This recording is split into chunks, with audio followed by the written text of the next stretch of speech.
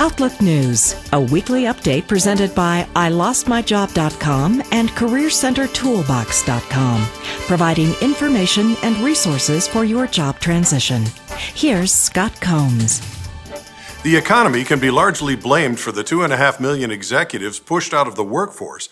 But why are still so many looking for work? It's not just the recession, and it's not really about the age of the executive. Times have changed. Executives can no longer expect to be tapped by a high-end search firm for their next job. It's their responsibility to craft and manage their online presence, correctly positioning themselves to be found, validated, and interviewed by employers. The president of executive search firm Devon James Associates, Colleen Alward, says today's employers are not hiring chiefs of generally everything or executives who think it would be fun or the next great challenge or people with transferable skills. Employers are hiring niche authorities, plug-and-play specialists, those who have fixed the same problem many times in different ways. Ms. Alward has even written a book about it called From Bedlam to Boardroom. As we pass the official kickoff to summer getaways with Memorial Day weekend, a recent study from CareerBuilder shows financial constraints and demanding work schedules have some workers foregoing vacation plans this year. 24% of full-time workers reported they can't afford to take a vacation in 2011. That's up from 21% last year. Another 12% reported they can afford a vacation, but don't have plans to take one. ForeclosureDataOnline.com reports that Georgia, Colorado, New Jersey, Wyoming, Alabama, and Alaska showed increases in foreclosure listings from March to April.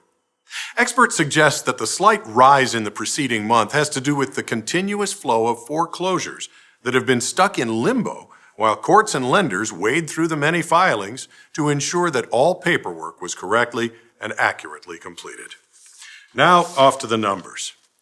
Regional and state unemployment rates were generally little changed or slightly lower in April. 39 states recorded unemployment rate decreases. 3 states and the District of Columbia registered increases, and 8 states had no change. The national jobless rate edged up by 0.2% between March and April to 9, which was 0.8% lower than a year earlier. In the week ending May 14th, the advance figure for seasonally adjusted initial unemployment claims was 409,000, a decrease of 29,000 from the previous week's figure of 438,000. The 4-week moving average was 439,000, an increase of 1,250 from the previous week's average of 437,750. To get the most out of your visit to ilostmyjob.com, please be sure to visit the What's New section, filled with great tips, webinars, and articles, like how to cope with job loss. Thanks for watching. To sign up for free job transition and news updates via email, log on to ilostmyjob.com or CareerCenterToolbox.com.